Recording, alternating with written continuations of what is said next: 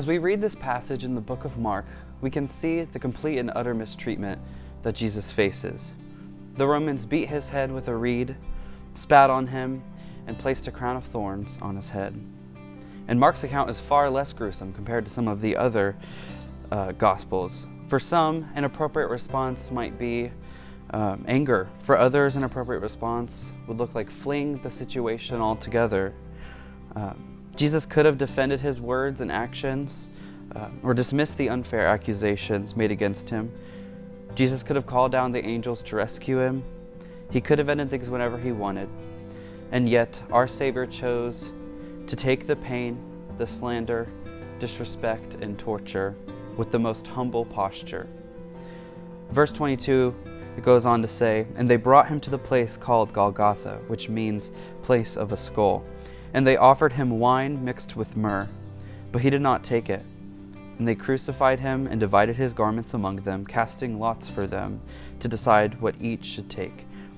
And it was the third hour when they crucified him." So now Jesus is being crucified beside two robbers.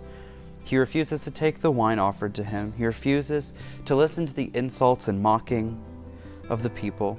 According to verse 25, this takes place in the third hour, and in verse 34, we read that in the ninth hour is when Jesus finally cries out, my God, why have you forsaken me?"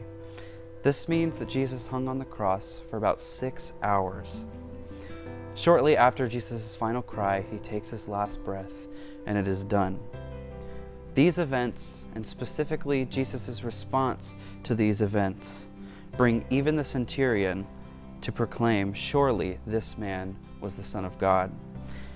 And we, the church, know this to be true then, now, and forever. And what great news it is.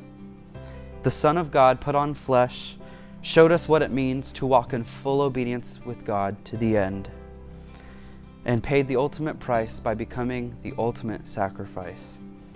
Thankfully for us, this isn't where the story ends.